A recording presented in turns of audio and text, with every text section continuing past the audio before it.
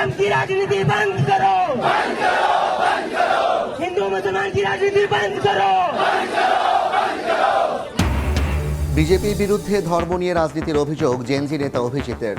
দিল্লিতে ককরোচ জনতা পার্টির সমাবেশে জনস্রোত, বেশ কয়েকজনকে আটক, বিপুল পুলিশ মোতায়েন।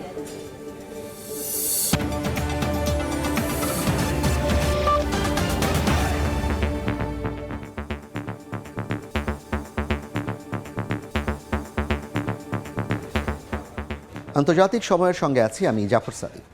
নানা প্রতীক্ষার পর অবশেষে বিনা বাধায় দিল্লির যন্তর মন্তরে সমাবেশ করেছে ককরোচ জনতা পার্টি। বিজেপির বিরুদ্ধে ধর্ম নিয়ে রাজনীতির অভিযোগ তুলেছেন প্রতিষ্ঠাতা অভিজিৎ দেবকে।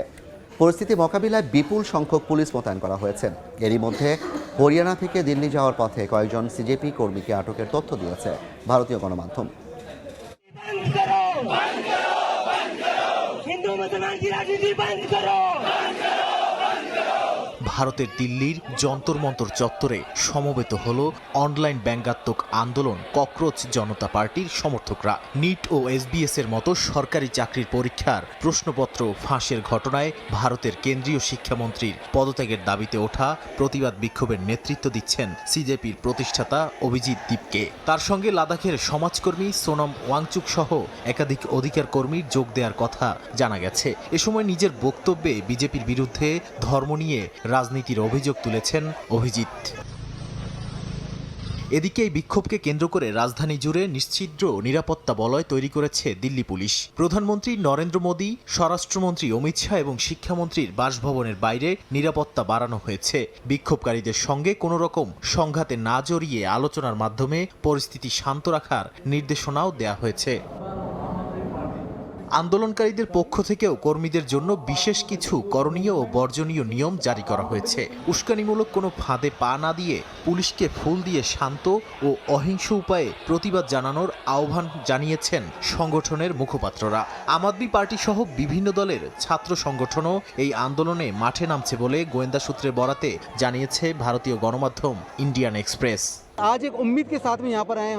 আমরা এখানে এই আশা নিয়ে এসেছি যে এর মাধ্যমে একটি পরিবর্তন আসবে। আমরা যে বিকশিত ভারত এর স্বপ্ন দেখেই সেটি বাস্তবায়িত হবে। এর আগে স্থানীয় সময় সকাল 8টার পরেই যুক্তরাষ্ট্র থেকে দিল্লির ইন্দিরা গান্ধী বিমানবন্দরে নামেন অভিজিৎ। পরে তাকে আইনশৃঙ্খলা বাহিনীর অজ্ঞাত স্থানে সরিয়ে নেয়ার খবর সামনে আনে ভারতীয় গণমাধ্যম। এছাড়া হরিয়ানা থেকে দিল্লির সমাবেশে যাওয়ার পথে সিজেপির কয়েকজন সমর্থককে আটকের খবরও পাওয়া গেছে। নাদিম মারজান, সময় সংবাদ। এ বিষয়ে বিস্তারিত জানাতে ভারতের দিল্লি থেকে যুক্ত হচ্ছেন শিক্ষক ও বিশ্লেষক ডক্টর অয়নজিৎ চক্রবর্তী। সরাসরি যাচ্ছি তার কাছে। ডক্টর অয়নজিৎ, আপনাকে স্বাগত জানাই। ডক্টর অয়নজিৎ, ভারতের মাটিতে আজকে যেটি হয়ে গেল সেটি আসলে খুবই অভূতপূর্ব, এবং যে ককরোচ জনতা পার্টি সামনে এলো সেটি কি আসলে রাজনৈতিক সংকটে যে কোনো মূল্যে টিকে থাকাই তাদের উদ্দেশ্য, নাকি নির্দিষ্ট কোনো জনকল্যাণমূলক ইশতেহার তাদের আছে আসলে? আমার মনে হয়, দেখুন, ককরোচ জনতা পার্টি মূলত সোশ্যাল মিডিয়াকে কেন্দ্র করেই গড়ে ওঠা একটা ব্যঙ্গাত্মক এবং প্রতিবাদী মঞ্চ। এই অবস্থাতে যেটা আমার প্রকৃতিভাবে মনে হচ্ছে, এটা খুব বেশি এরা রাজনৈতিকভাবেই একটা মাধ্যম গড়ার চেষ্টা করছে এবং সেইভাবেই আগাবার প্ল্যানটা করছে। এবং আমার মনে হয় যে 16 মে আত্মপ্রকাশ করা এই প্ল্যাটফর্মটি যেরকম করে আজকে যেরকম ভাবে এরা আজকে একটা অনুষ্ঠান করেছে, এটা প্রকৃতভাবে দেখতে গেলে শুধুমাত্র একটি নর্মাল স্টেটমেন্ট হিসেবে দেখবো না, বাট এটা কিন্তু পুরোপুরি একটা পলিটিক্যাল পার্টি রূপেই উঠে আসার তাদের একটা, আমার মনে হয়, প্রয়াস একটা, এর মধ্যে কোনো সন্দেহ। আপনি যেমনটি বলছিলেন যে একটা স্যাটার কিংবা মিম কেন্দ্রিক ফেসবুক পেজ থেকে তাদের যাত্রা শুরু, তাহলে কি তারা আসলে এই স্যাটার কিংবা মিমের মধ্যেই সীমাবদ্ধ থাকবে, নাকি তাদের নির্দিষ্ট কোনো বাস্তবসম্মত রোডম্যাপ অভিজিৎ দীপকে কোথাও জানিয়েছেন কিংবা আজকের আলোচনায় এসেছে? না, দেখুন, উনি বেসিক্যালি এটা শুরু যেহেতু একটা প্রতিবাদী মঞ্চ হিসেবে, আমার মনে হয় যে এটা আগিয়ে গিয়ে, কারণ এইভাবেই জিনিসটা পুরো প্ল্যান করা। কিন্তু আমার এটার মধ্যে দুটি জিনিস আমি ধরে তুলতে চাই। এক নম্বর, অভিজিতের যেটা ব্যাকগ্রাউন্ড সেই হিসেবে যদি আমি যাই, তাহলে এই জিনিসটা স্থাপনা করলো সে ইউএসএ বসে, ভারতের মাটিতে বসে ভারতের একটা রাজনৈতিক পার্টি যতক্ষণ না হচ্ছে, বাইরে বিদেশে বসে আজকে আমি আলাস্কাতে বসে একটা ভারতের একটা পলিটিক্যাল পার্টি গড়ে দিলাম, এরকম করে তো হয় না। এটা পলিটিক্যাল পার্টির রূপ নেয়নি, কিন্তু এটাই এদের প্রকৃতভাবে এটাই এদের মনোকামনা, এইভাবেই এগোচ্ছে। মনে রাখবেন ঠিক একইভাবে কিন্তু অরবিন্দ কেজরিওয়াল যখন আন্না হাজারের সঙ্গে বসেছিলেন, তারপরে গিয়েই কিন্তু এটা শেষে গিয়ে আম আদমি পার্টি পলিটিক্যাল পার্টির একটা রূপ নিল। এবং দ্বিতীয়ত, এটা মূলত আমার মনে হয় এটার মধ্যে কোনো থার্ড কান্ট্রি জড়িয়ে আছে, কোনো না কোনো ভাবে। এটা বিদেশের কোনো একটা শক্তি ডেফিনেটলি এটার পেছনে আছে।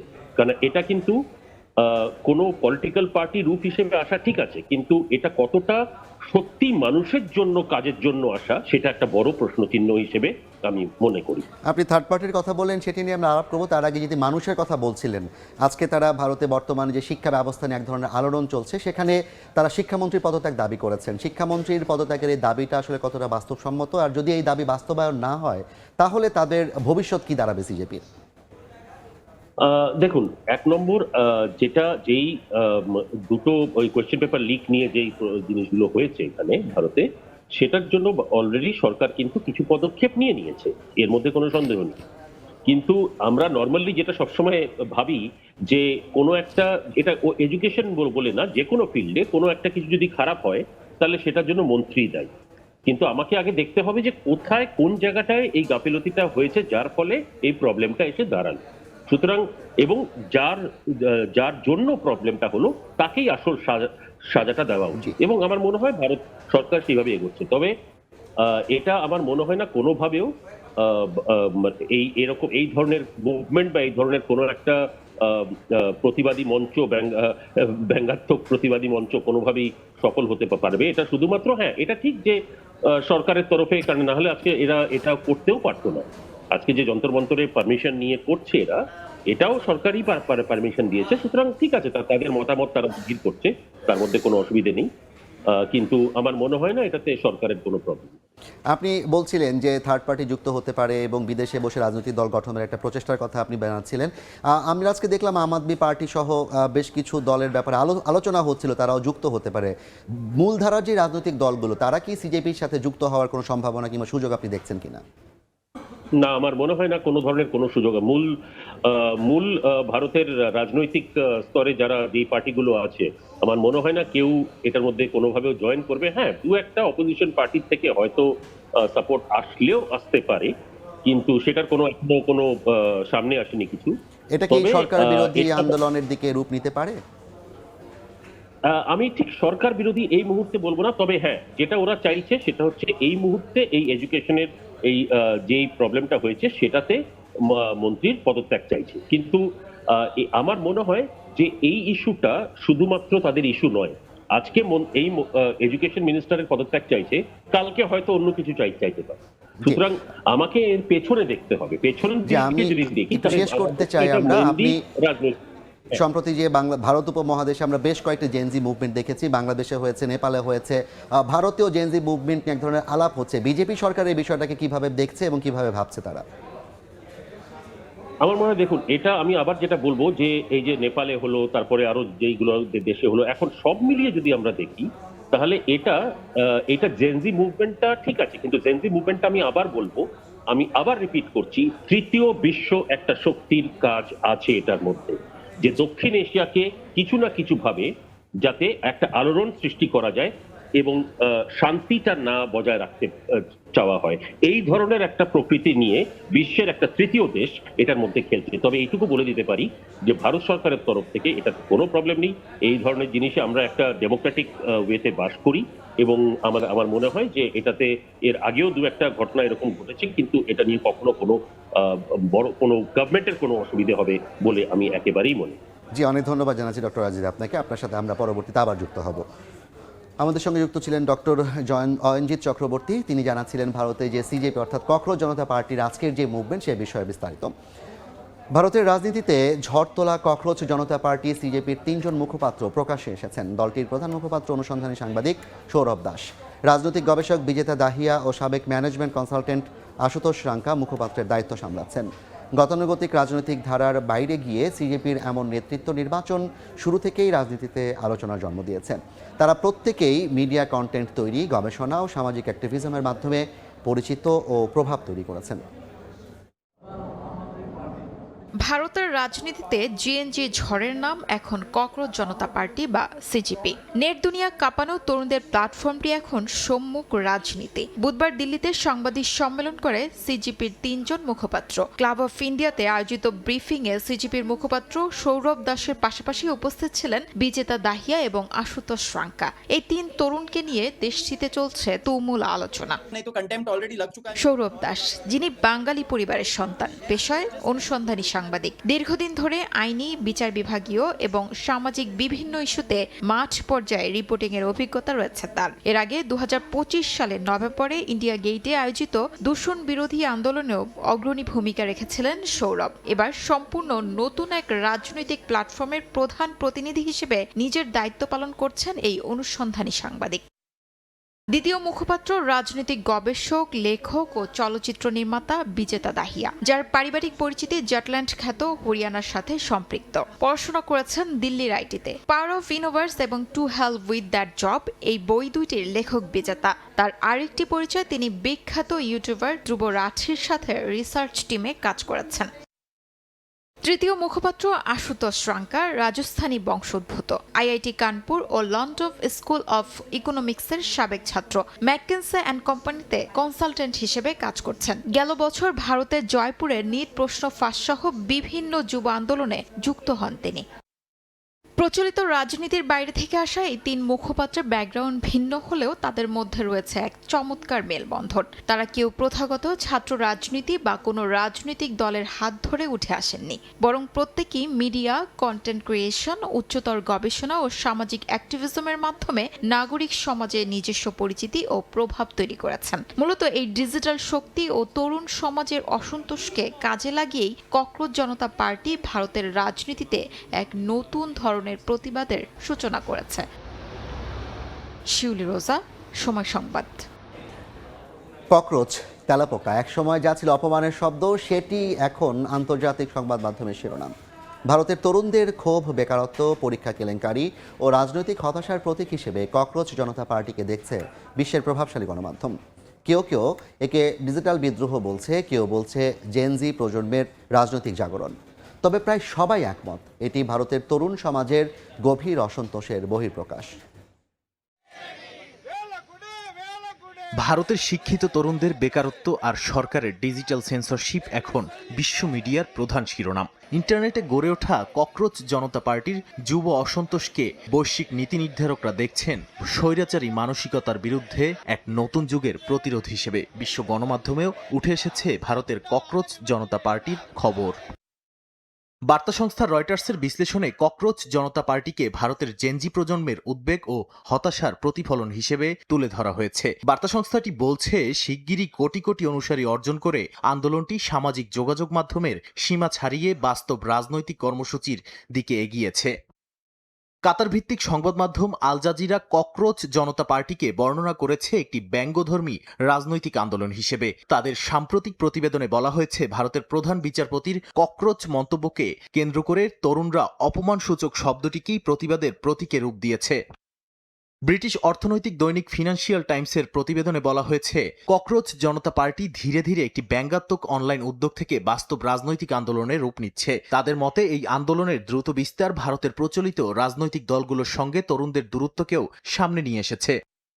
কেবল রয়টার্স, আল জাজিরা বা ফিনান্সিয়াল টাইমস নয়, বিশ্বের আরও বিভিন্ন গণমাধ্যম সিজেপি নিয়ে ভারতীয় তরুণদের মাঝে একই প্রবণতা লক্ষ্য করেছে। অ্যাসোসিয়েটেড প্রেস, দ্য গার্ডিয়ান, অস্ট্রেলিয়ার এবিসি নিউজ এবং ওয়াশিংটন পোস্টের কভারেজে ককরোচ জনতা পার্টিকে ভারতের যুব সমাজের ক্ষোভ ও বঞ্চনার বহিঃপ্রকাশ হিসেবে তুলে ধরা হয়েছে। নাদিম মারজান, সময় সংবাদ। দক্ষিণ এশিয়া জুড়ে জেনজি আন্দোলনের জোয়ারে যখন একের পর এক সরকারের পতন হচ্ছে, ঠিক এ সময়েই ভারতের ককরোচ জনতা পার্টির জনপ্রিয়তা বাড়ছে। একটি আরশোলা কিভাবে কোটি কোটি যুবকের প্রতিবাদের কেন্দ্র হয়ে উঠল, তা নিয়ে এবারের প্রতিবেদন। ভারতের ভারতের রাজনীতির অন্যতম আকর্ষণ এখন আরশোলা। শুনতে অবাক লাগলেও ভারতের তরুণ সমাজের মধ্যে এক ধরনের প্রতিবাদী সত্তার জন্ম দিয়েছে এ পোকা। ঘটনা শুরু হয় ভারতের প্রধান বিচারপতি সূর্যকান্তের এক মন্তব্য ঘিরে। সিনিয়র অ্যাডভোকেট নিয়োগ সংক্রান্ত একটি উন্মুক্ত আদালতের শুনানিতে তিনি কিছু ব্যক্তিকে সমালোচনা করে বলেন, ভুয়া বা জাল ডিগ্রি ব্যবহার করে আইন পেশায় প্রবেশ করা কিছু মানুষ পরে চাকরি না পেয়ে অন্যান্য উপায়ে সরকারের বিরুদ্ধে আক্রমণ চালায়। এ সময় তিনি তরুণ সমাজকে আরশোলা বা ককরোচ বলে কটাক্ষ করেন। ভারতের প্রায় 40% নাগরিকই তরুণ প্রজন্মের। সেই দেশের যুব সমাজকে বিচারপতি যখন ককরোচ বা পরজীবীর সঙ্গে তুলনা করেন, তখনই সামাজিক মাধ্যমে শুরু হয় ব্যাপক বিক্ষোভ। আর এই তরুণ সমাজের প্রায় 90%ই সামাজিক যোগাযোগ মাধ্যম ব্যবহারকারী। মে মাসের মাঝামাঝি সময় চালু হওয়া ককরোচ জনতা পার্টি দ্রুতই ভারতের তরুণদের মধ্যে ভাইরাল হয়ে ওঠে। মাত্র কয়েক সপ্তাহে ইনস্টাগ্রামে 2 কোটিরও বেশি ফলোয়ার অর্জন করে এটি নজর কাড়ে। Our party, this youth movement, seeks accountability.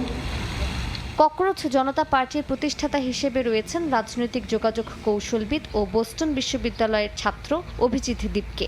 আন্দোলনটি নিজেকে অলস ও বেকারদের কণ্ঠস্বর হিসেবে পরিচয় দিচ্ছে। ভারতের প্রধানমন্ত্রী নরেন্দ্র মোদীর সরকারের ওপর দীর্ঘদিন ধরেই চাকরি সৃষ্টির ঘাটতি নিয়ে চাপ রয়েছে। বিরোধী নেতা রাহুল গান্ধী পরীক্ষায় অনিয়ম ও তরুণদের সুযোগ সংকট নিয়ে সরব হয়েছেন। শিক্ষামন্ত্রী ধর্মেন্দ্র প্রধানের পদত্যাগ দাবি করেছে ককরোচ জনতা পার্টি। দক্ষিণ এশিয়ার অন্যান্য দেশে এর মধ্যে জেনজি আন্দোলনের জোয়ারে অনেক বড় বড় মসনদ ভেঙে পড়ার নজির তৈরি হয়েছে। ভারতের এই জেনজি আন্দোলন নতুন পরিবর্তন এনে দিতে পারবে কিনা, তাই এখন দেখার বিষয়। মালিহা সুহরওয়ার্দী, সময় সংবাদ। সরকার বিরোধী বিক্ষোভে উত্তাল আলবেনিয়া। প্রধানমন্ত্রীর বিরুদ্ধে সংরক্ষিত উপকূলীয় অঞ্চলে বিদেশি বিনিয়োগকারীদের হাতে তুলে দেওয়ার অভিযোগ এনে বিক্ষোভ করেন হাজার হাজার মানুষ। বিতর্কের কেন্দ্রে দেশটির উপকূলীয় অঞ্চলে মার্কিন প্রেসিডেন্ট ডোনাল্ড ট্রাম্পের জামাতা জ্যারেড কুশনারের 140 কোটি ইউরোর বিলাসবহুল রিসোর্ট প্রকল্প। বিক্ষোভে উত্তাল আলবেনিয়ার রাজধানী তিরানা। স্থানীয় সময় শুক্রবার রাজধানীতে জড়ো হন হাজারো বিক্ষোভকারী। এ সময় প্রধানমন্ত্রী এডি রামার পদত্যাগ দাবি করেন আন্দোলনকারীরা। তাদের অভিযোগ, সরকার উপকূলীয় এলাকায় পরিবেশগতভাবে স্পর্শকাতর একটি অঞ্চল বিনিয়োগকারীদের কাছে হস্তান্তর করছে। এই সিদ্ধান্ত বাতিল না করা পর্যন্ত আন্দোলন চালিয়ে যাওয়ার ঘোষণা দেন বিক্ষুব্ধরা। বিতর্কিত প্রকল্পটি পরিচালনা করছে ট্রাম্পের জামাতা জ্যারেড কুশনারের বিনিয়োগ প্রতিষ্ঠান অ্যাফিনিটি পার্টনার্স। প্রায় 140 কোটি ইউরো ব্যয়ে নির্মাণাধীন এই রিসোর্টটি আলবেনিয়ার একটি দ্বীপ ও অনুন্নত উপকূলীয় এলাকায় গড়ে তোলার পরিকল্পনা রয়েছে। ওই অঞ্চলটি ফ্ল্যামিঙ্গো, সিল ও সামুদ্রিক কচ্ছপের গুরুত্বপূর্ণ আবাসস্থল হিসেবে পরিচিত। পরিবেশবাদীদের দাবি, এই প্রকল্প বাস্তবায়িত হলে কয়েকশো হেক্টর অক্ষত সৈকত ও জলাভূমি ক্ষতিগ্রস্ত হবে। আলবেনিয়ার প্রাণী সংরক্ষণ সংস্থা জানায়, ভিউসানার্তা অঞ্চলটি দেশে ফ্লেমিঙ্গোদের একমাত্র বাসা বাঁধার স্থান। প্রতি বছর প্রায় 7,000 ফ্লেমিঙ্গো এই এলাকা দিয়ে যাতায়াত করে। সংস্থাটির আশঙ্কা, প্রকল্পটি এগিয়ে গেলে ভবিষ্যতে এই পাখিগুলো অঞ্চলটি ছেড়ে যেতে পারে। অন্যদিকে প্রকল্প সংশ্লিষ্ট পক্ষগুলোর দাবি, পরিবেশগত ভারসাম্য বজায় রেখেই উন্নয়ন কার্যক্রম পরিচালনা করা হবে। 2024 সালে জ্যারেড কুশনার আলবেনিয়া ও সার্বিয়ায় বৃহৎ বিনিয়োগ পরিকল্পনার ঘোষণা করেছিলেন। তবে বেলগ্রেডে একটি সাবেক সামরিক সদর দপ্তর পুনর্নির্মাণের পরিকল্পনা জনবিক্ষোভের মুখে গত বছর প্রত্যাহার করা হয়। এবারও পরিবেশ ও উন্নয়নের দ্বন্দ্ব নিয়ে আলবেনিয়ার রাজধানীতে তৈরি হয়েছে বড় বিতর্ক। বরকতুল্লাহ, সময় সংবাদ। দেখছেন আন্তর্জাতিক সময়। সাহারা মরুভূমিতে তৃষ্ণায় 49 জনের মৃত্যু হয়েছে। অলৌকিকভাবে বেঁচে গেছেন 2 জন। নিহতরা সবাই নাইজারের নাগরিক। পরিবারের সঙ্গে ঈদুল আজহা উদযাপনের জন্য মালি থেকে ট্রাকে করে নিজ দেশে ফিরছিলেন তারা। মাঝপথে ট্রাক বিকল হলে তীব্র তাপমাত্রা ও পানির উৎস না থাকায় একে একে প্রাণ হারাতে থাকেন তৃষ্ণার্ত যাত্রীরা। বেঁচে যাওয়া 2 যাত্রী প্রায় 50 কিলোমিটার হেঁটে লোকালয়ে গিয়ে প্রশাসনকে খবর দেন। উদ্ধারকারী দল ঘটনাস্থলে পৌঁছে নিহতদের মরদেহ উদ্ধার করে সেখানেই গণকবর দেয়। কী কারণে নষ্ট হয়েছিল ট্রাকটি বা যাত্রীরা সেখানে কতদিন অপেক্ষা করছিলেন তা জানা যায়নি। অস্ট্রেলিয়ার পশ্চিম উপকূলে হাঙ্গরের আক্রমণে একজনের মৃত্যু হয়েছে। শনিবার স্থানীয় সময় সকালে দেশটির অ্যালবানি শহরের কাছের একটি দ্বীপে মাছ ধরার সময় এই ঘটনা ঘটে। স্থানীয় পুলিশ জানায়, 35 বছর বয়সী ওই ব্যক্তির পরিবারের সদস্যদের সঙ্গে মাছ ধরছিলেন। হাঙ্গর আক্রমণের পরপরই তাকে দ্রুত তীরে নিয়ে চিকিৎসকরা প্রাথমিক চিকিৎসা দিলেও অতিরিক্ত রক্তক্ষরণে তার মৃত্যু হয়। ঘটনার পরপরই ওই এলাকায় একটি হাঙ্গর দেখতে পাওয়ার কথা জানিয়েছে স্থানীয় কর্তৃপক্ষ। গত 24 মে গ্রেট ব্যারিয়ার রিফে মাছ ধরার সময় হাঙ্গরের আক্রমণে 39 বছর বয়সী এক ব্যক্তি প্রাণ হারান। এর 10 দিন আগে পার্থের কাছে একটি দ্বীপের হাঙ্গরের কামড়ে মারা যান আরও একজন। দক্ষিণ কোরিয়ায় ব্যালট পেপার সংকট ইস্যুতে সমালোচনার মুখে পদত্যাগ করেছেন প্রধান নির্বাচন কমিশনার। সম্প্রতি দেশটিতে অনুষ্ঠিত স্থানীয় সরকার নির্বাচনে 50টি বুথে ব্যালট শেষ হয়ে যাওয়ায় ভোট দিতে পারেননি হাজারো মানুষ। এ ঘটনায় ক্ষোভে ফেটে পড়েন সাধারণ মানুষ। এমন অব্যবস্থাপনার প্রতিবাদ জানাতে তরুণ ভোটাররা রাজপথে নেমে আসে এবং পুনরায় নির্বাচনের দাবি জানান। তীব্র জনরোষের মুখে শেষ পর্যন্ত প্রধান নির্বাচন কমিশনার নিজের ব্যর্থতা স্বীকার করে পদত্যাগ করেছেন। একই সঙ্গে পুরো ঘটনা তদন্তে নিরপেক্ষ কমিটি গঠনের প্রতিশ্রুতি দিয়েছেন। দেখছেন আন্তর্জাতিক সময়। জার্মানিতে প্রথমবারের মতো শাড়ি দিবস উদযাপন করেছে দেশটির প্রবাসীরা। দেশটির রাজধানী বার্লিনে শাড়ি দিবস ঘিরে সর্বস্তরের প্রবাসীরা স্বতঃস্ফূর্তভাবে অংশগ্রহণ করেন। ছিল মনোমুগ্ধকর সাংস্কৃতিক পরিবেশনাও। জার্মানি থেকে শাড়ি দিবসের আরও বিস্তারিত জানাচ্ছেন বিটু বড়ুয়া। আদি যুগ থেকে নারীর সৌন্দর্য তুলে ধরতে এবং ব্যক্তিত্বকে ফুটিয়ে তুলতে শাড়ির ভূমিকা অতুলনীয়। আমাদের দেশীয় ঐতিহ্য, সংস্কৃতি আর নিজস্বতার ধারক এই শাড়ির গুরুত্ব তুলে ধরতে এবার জার্মানির রাজধানী বার্লিনে প্রথমবারের মতো অনুষ্ঠিত হলো শাড়ি দিবস। এই উপলক্ষে নগরীর একটি মিলনায়তনে সংস্কৃতি, সংযোগ ও সম্প্রীতির আয়োজনে ছিল প্রবাসী ও স্থানীয় জার্মান নারীদের শাড়ি প্রদর্শনী। প্রথমবারের মতো জার্মানিতে আমরা আজকে শাড়ি দিবস উদযাপন করলাম। সকলের সহযোগিতা এবং অনুপ্রেরণায় প্রোগ্রামটি যথেষ্ট সাকসেসফুল হয়েছে। আশা করি সামনের বছরগুলোতেও আমরা এভাবে উদযাপন করতে পারবো। আয়োজনে প্রবাসী নারীদের পাশাপাশি পুরুষদেরও ব্যাপক উপস্থিতি লক্ষ্য করা যায়। মিলনায়তনের বাইরে বসে গ্রাম বাংলার ঐতিহ্যবাহী মেলা। বেশ কয়েকজন নারী উদ্যোক্তার স্টলে দেশীয় নানা সুস্বাদু খাবারের পাশাপাশি ছিল শাড়ি, সালোয়ার কামিজ সহ নারীদের গহনার বিপুল সমারোহ। বাংলার শাড়ি মেলাতে সবাই উপস্থিত হয়েছি এবং সবাই খুব বেশি এনজয় করছে। অনেক দিন পর আমরা সব বাঙালিরা বাংলার একটা উৎসবের মতো আমেজ সৃষ্টি হয়েছে সবাই আসাতে। এখানে আমাদের আছে দেশীয় জামদানি, পাঞ্জাবি, আমাদের নকশি কাঁথা। তো এখানে আমাদের সামারে সবসময় আমরা এই প্রোগ্রামগুলোর জন্য ওয়েট করি। আয়োজনের মধ্যে অন্যতম আকর্ষণ ছিল খেলাধুলা ও মনোমুগ্ধকর সাংস্কৃতিক পরিবেশনা। এ সময় গান, নৃত্য, কবিতা আবৃত্তি, নাটিকা ও ফ্যাশন শোতে অংশ নেয় প্রবাসী সব বয়সের শিল্পীরা। অনুষ্ঠানে বার্লিন সহ আশেপাশের নানা প্রদেশ থেকে প্রবাসীরা অংশগ্রহণ করেন। প্রবাসী ও শাড়ির সৌন্দর্য তুলে ধরতে পেরে দারুণ উচ্ছ্বসিত ছিলেন প্রবাসী নারীরা। জার্মানি থেকে বিটু বড়ুয়া, সময় সংবাদ। আন্তর্জাতিক সময়ের শীর্ষ সংবাদগুলো জানিয়ে দিচ্ছে আরেকবার। धर्म की राजनीति बंद करो, हिंदू मुसलमान की राजनीति बंद करो। বিজেপির বিরুদ্ধে ধর্ম নিয়ে রাজনীতির অভিযোগ জেএনজি নেতা অভিজিতের। দিল্লিতে ককরোচ জনতা পার্টি সমাবেশে জনস্রোত, বেশ কয়েকজন আটক, বিপুল পুলিশ মোতায়েন। যুদ্ধবিরতি সত্ত্বেও ইরানের রাডার স্থাপনায় যুক্তরাষ্ট্রের হামলা, জবাবে কুয়েত ও বাহরাইনে মার্কিন ঘাঁটি লক্ষ্য করে ক্ষেপণাস্ত্র ছুড়েছে আইআরজিসি। এবং জেলেন্সকির যুদ্ধবিরতির আহ্বান ও বৈঠকের প্রস্তাব নাকচ পুতিনের। রুশ নিয়ন্ত্রিত ইউক্রেন উপকূলে কার্গো জাহাজে কিয়েভের হামলা, 5 আজারবাইজানি নিহত।